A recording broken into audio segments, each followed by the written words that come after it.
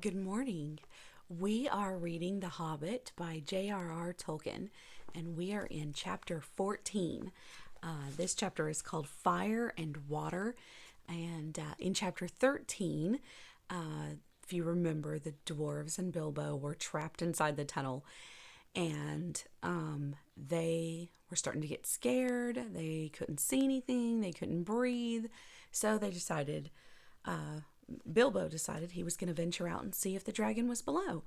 And so they followed him down. They ventured out and they traveled 5 hours to a watchtower where they could sleep and eat and be somewhat safe and still yet watch for Smaug. If you remember, he is not at the mountain and they have no idea where he is or where he went. And all they knew was that they had to get out of there because they could not be trapped in that tunnel any longer. So let's go find out what happened to Smaug. Chapter 14, Fire and Water. Now, if you wish, like the dwarves, to hear news of Smaug, you must go back again to the evening when he smashed the door and flew off in rage 2 days before. The men of the lake town Esgaroth were mostly indoors, for the breeze was from the black east and chill. But if you were walking on the quays and watching, as they were fond of doing, the stars shine out from the smooth patches of the lake as they opened in the sky. From their town the lonely mountain was mostly screened by the low hills at the far end of the lake, through a gap in which the running river came down from the north. Only its high peak could they see in clear weather, and they looked seldom at it, for it was ominous and drear even in the light of morning. Now it was lost and gone, blotted in the dark. Suddenly it flickered back to view. A brief glow touched it and faded. "Look," said one, "the lights again. Last night the watchman saw them start and fade from midnight till dawn. Something is happening up there." "Perhaps the king under the mountain is forging gold," said another. "It is long since he went north. It is time the songs begin to prove themselves again." "Which king?" said another in a grim voice.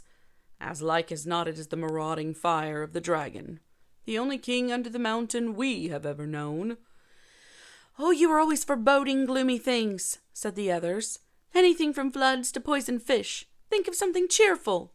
Then suddenly a great light appeared in the low place in the hills, and the northern end of the lake turned golden.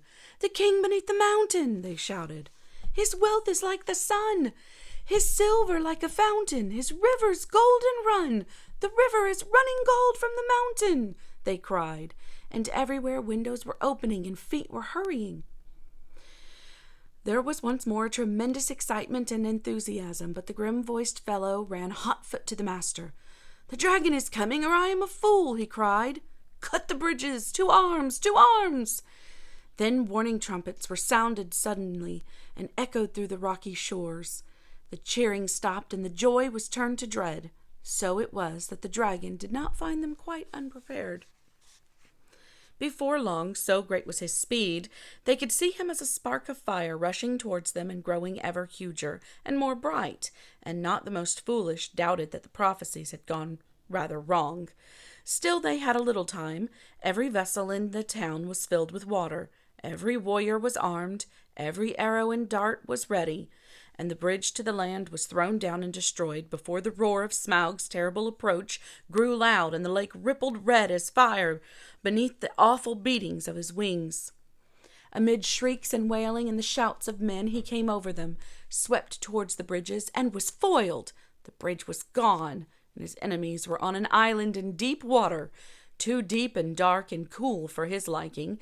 If he plunged into it, a vapor and a steam would arise enough to cover all the land with a mist for days. But the lake was mightier than he. It would quench him before it could pass through. Roaring, he swept back over the town.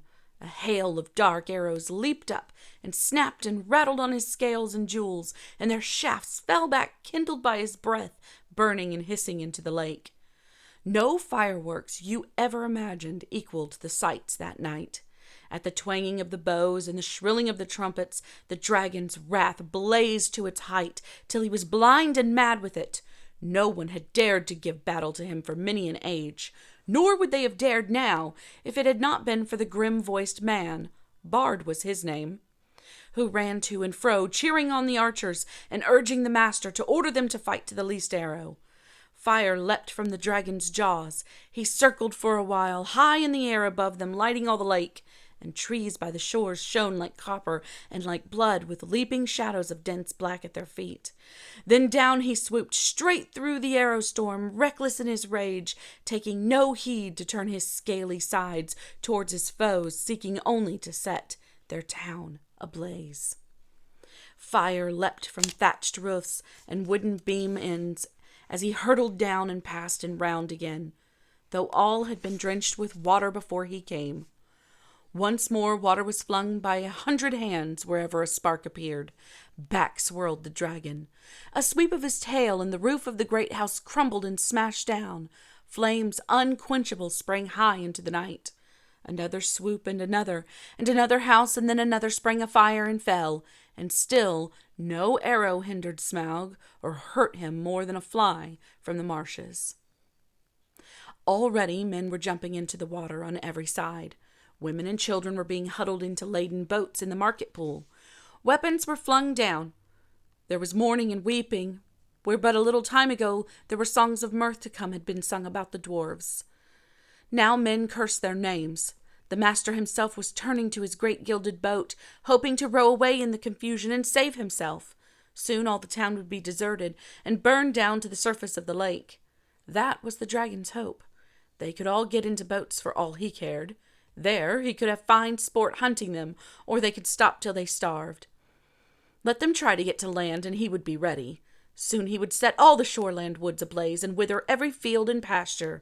Just now he was enjoying the sport of town baiting more than he had enjoyed anything in years.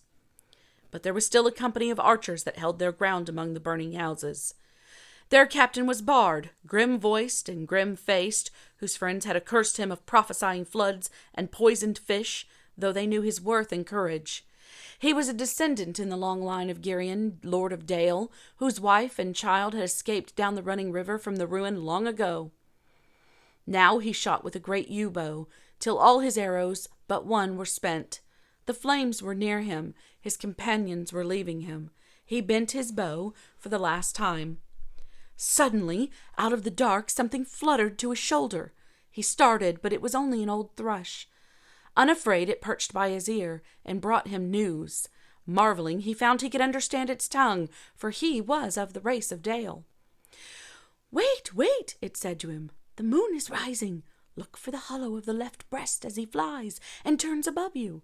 And while Bard paused in wonder, it told him of tidings up in the mountain, and of all that it had heard. Then Bard drew his bowstring to his ear. The dragon was circling back, flying low, and as he came, the moon rose above the eastern shore and silvered his great wings. "Arrow," said the bowman, "Black Arrow, I have saved you to the last. You have never failed me, and always I have recovered you.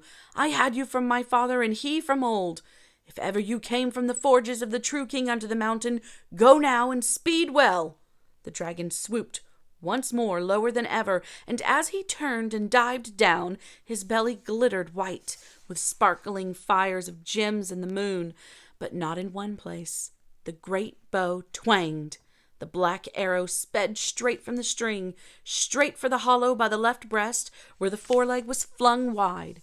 In it smote and vanished, barb, shaft, and feather, so fierce was its flight. With a shriek that deafened men, felled trees, and split stone, Smaug shot spouting into the air, turned over, and crashed down from on high in ruin. Full on the town he fell. His last throws splintered it to sparks and gleeds. The lake roared in. A vast steam leapt up, white in the sudden dark under the moon. There was a hiss, a gushing whirl, and then silence. And that was the end of Smaug and Esgaroth, but not of Bard. The waxing moon rose higher and higher, and the wind grew loud and cold. It twisted the white fog into bending pillars and hurrying clouds, and drove it off to the west, to scatter in tattered shreds over the marshes before Mirkwood.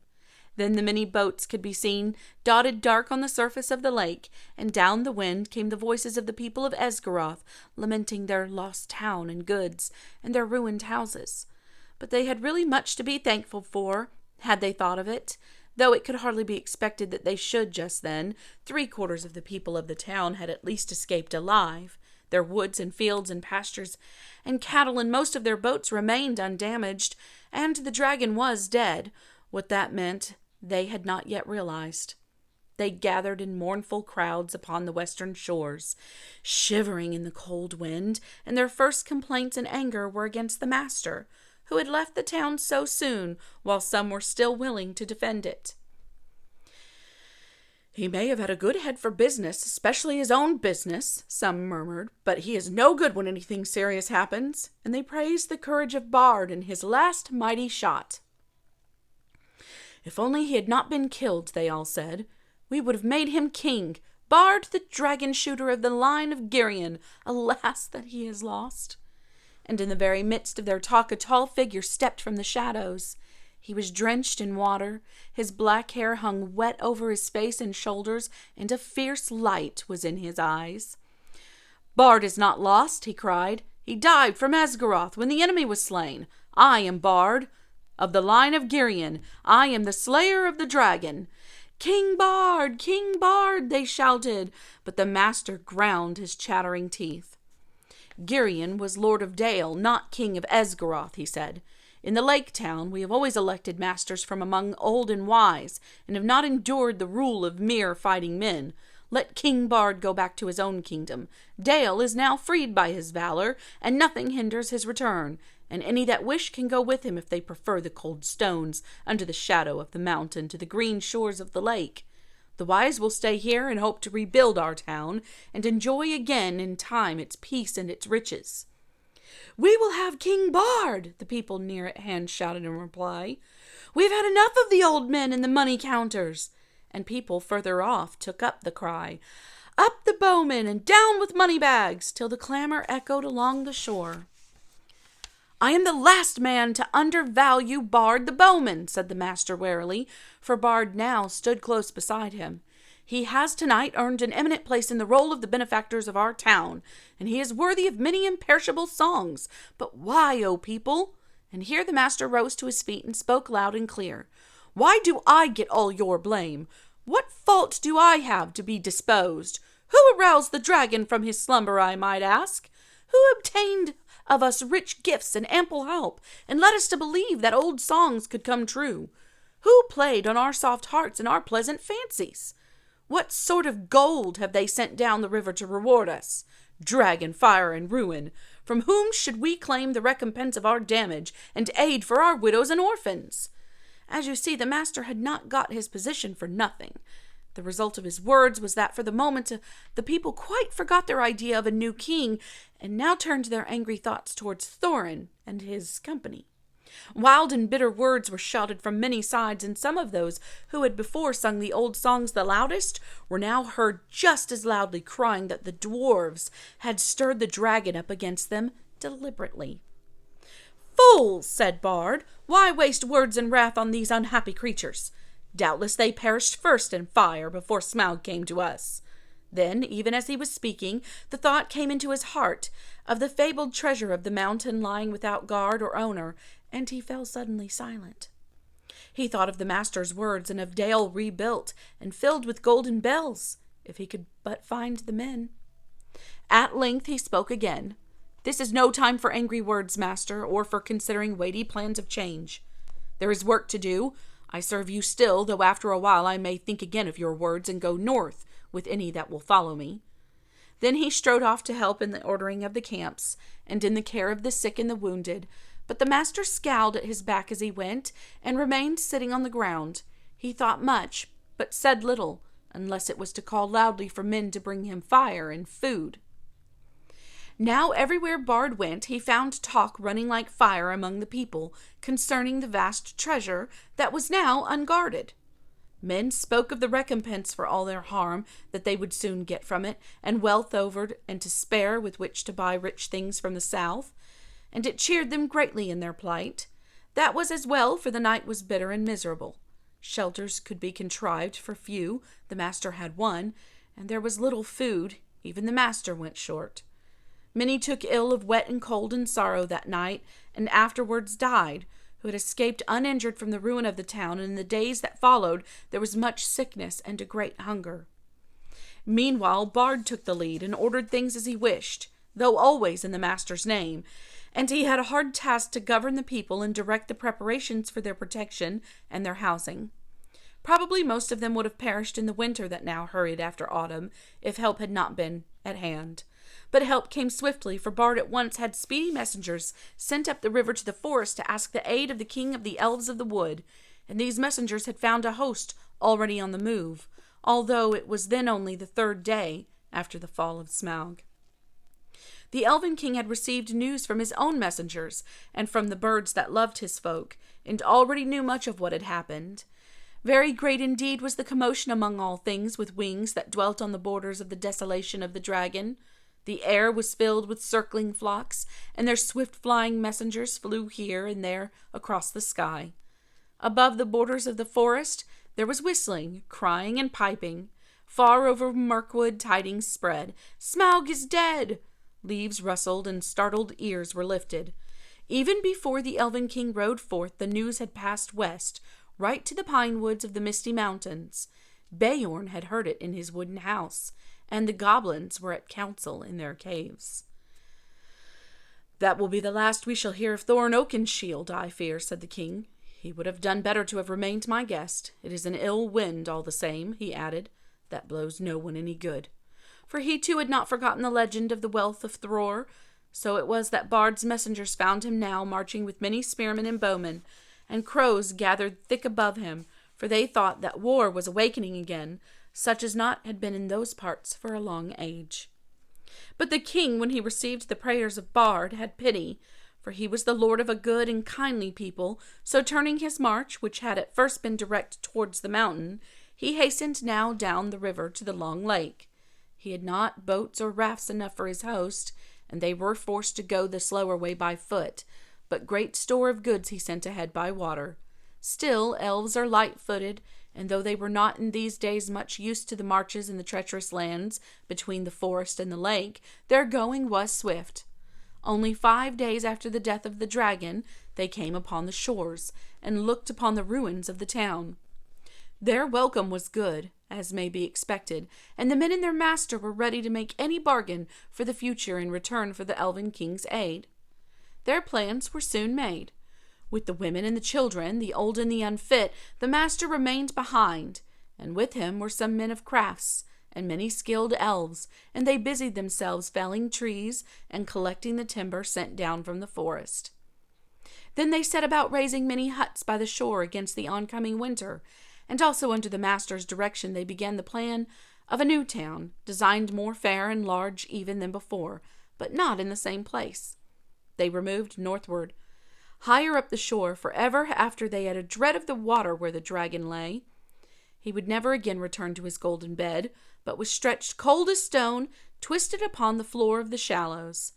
There for ages his huge bones could be seen in calm water, amid the ruined piles of the old town, but few dared to cross the cursed spot, and none dared to dive into the shivering water, or to recover the precious stones that fell from his rotting carcass. But all the men of arms who were still able, and the most of the elven king's array, got ready to march north to the mountain.